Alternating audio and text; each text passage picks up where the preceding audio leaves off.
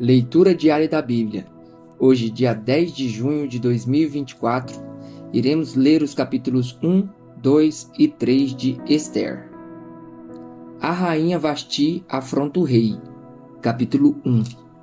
Foi no tempo de Xerxes, que reinou sobre 127 províncias, desde a Índia até a Etiópia. Naquela época, o rei Xerxes reinava em seu trono na cidadela de Suzã. E no terceiro ano de seu reinado, deu um banquete a todos os seus nobres e oficiais. Estavam presentes os líderes militares da Pérsia e da Média, os príncipes e os nobres das províncias. Durante 180 dias, ele mostrou a enorme riqueza de seu reino e o esplendor e a glória da sua majestade. Terminados esses dias, o rei deu um banquete no jardim interno do palácio de 7 dias, para todo o povo que estava na cidadela de Suzã, do mais rico ao mais pobre.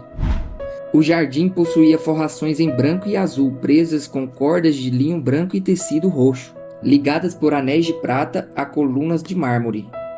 Tinha assentos de ouro e de prata num piso de mosaicos de pórfiro, mármore, madrepérola e outras pedras preciosas.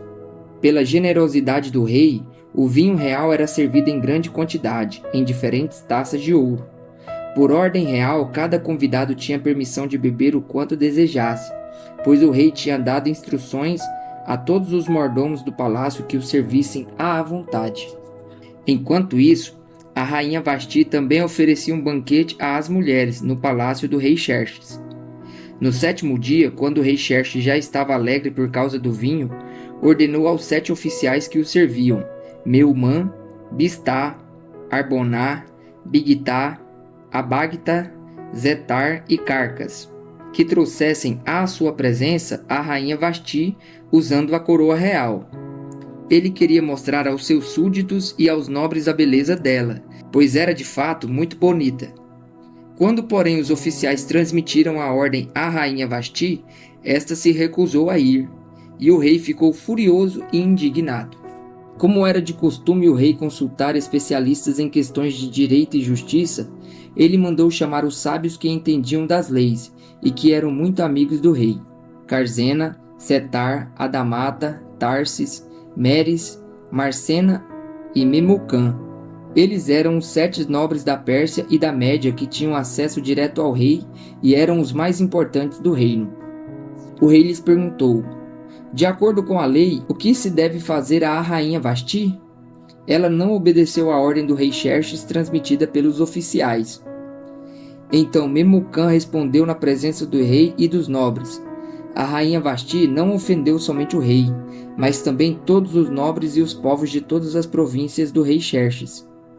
Pois a conduta da rainha se tornará conhecida por todas as mulheres, e assim também elas desprezarão seus maridos e dirão: o rei Xerxes ordenou que a rainha Vasti fosse à sua presença, mas ela não foi.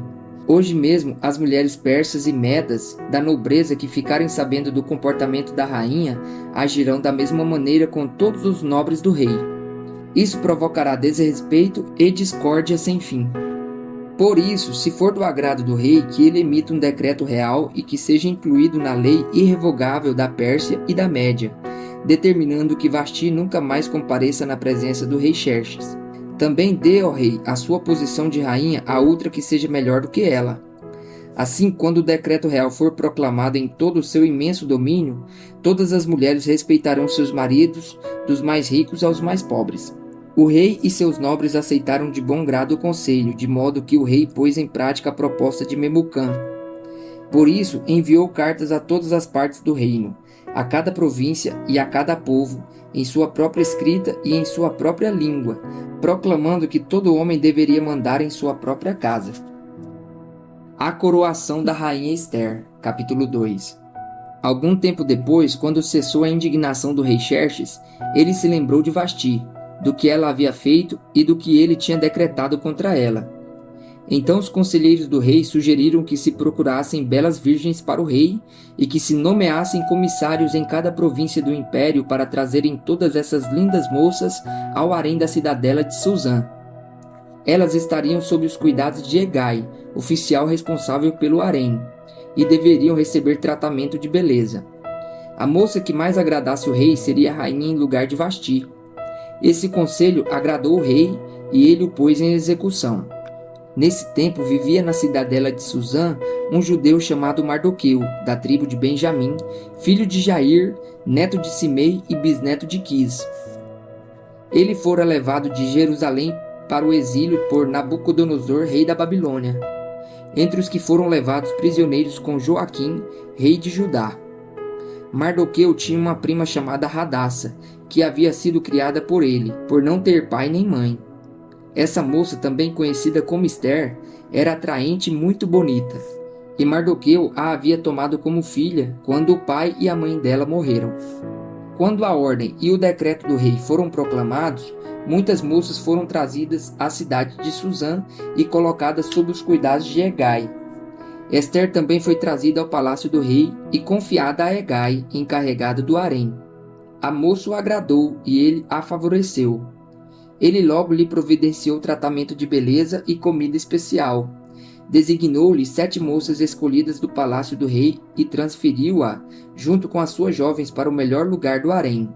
Ester não tinha revelado a que povo pertencia, nem a origem da sua família, pois Mardoqueu a havia proibido de fazê-lo.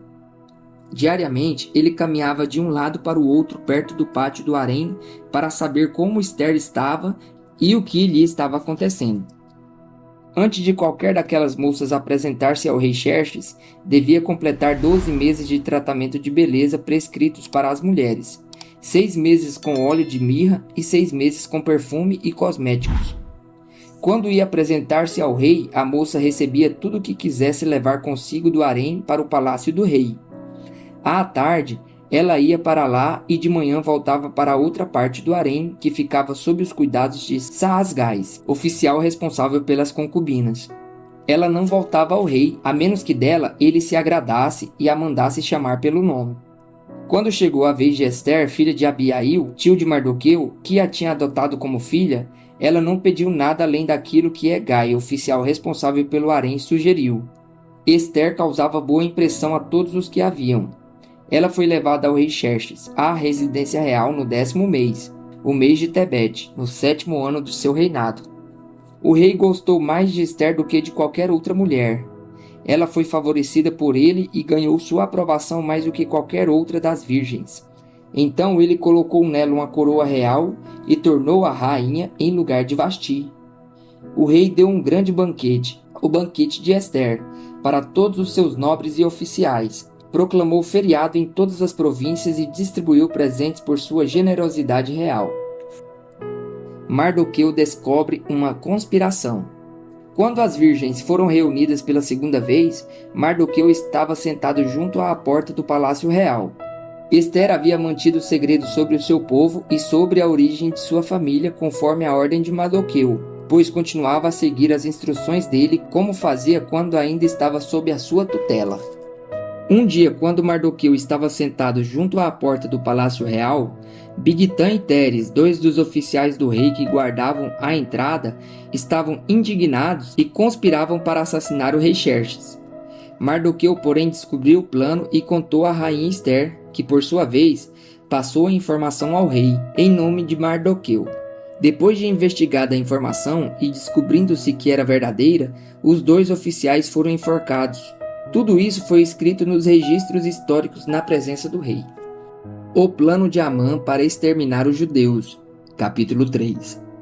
Depois desses acontecimentos, o rei Xerxes honrou Amã, filho de Amedata, descendente de Agag, promovendo-o e dando-lhe uma posição mais elevada do que a todos os demais nobres.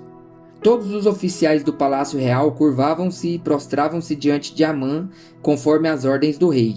Mardoqueu, porém, não se curvava, nem se prostrava diante dele. Então os oficiais do palácio real perguntaram a Mardoqueu: "Por que você desobedece à ordem do rei?" Dia após dia eles lhe falavam, mas ele não lhes dava atenção e dizia que era judeu. Então contaram tudo a Amã para ver se o comportamento de Mardoqueu seria tolerado. Quando Amã viu que Mardoqueu não se curvava nem se prostrava, ficou muito irado.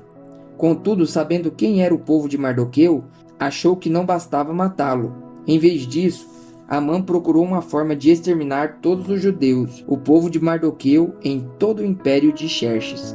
No primeiro mês do 12º ano do reinado do rei Xerxes, no mês de Nisan, lançaram o pur, isto é, a sorte, na presença de Amã, a fim de escolher um dia e um mês para executar o plano. E foi sorteado o 12º mês, o mês de Adar.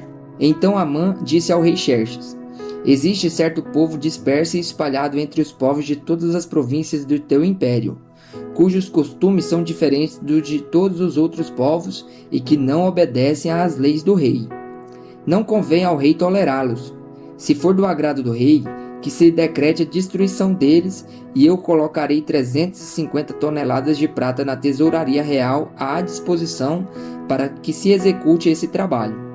Em vista disso, o rei tirou seu anel selo do dedo, deu-o a Amã, o inimigo dos judeus, filho de Amedata, descendente de Agag, e lhe disse: fique com a prata e faça com o povo o que você achar melhor.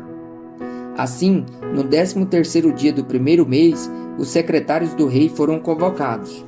Amã ordenou que escrevessem cartas na língua e na escrita de cada povo aos sátrapas do rei, aos governadores das várias províncias e aos chefes de cada povo.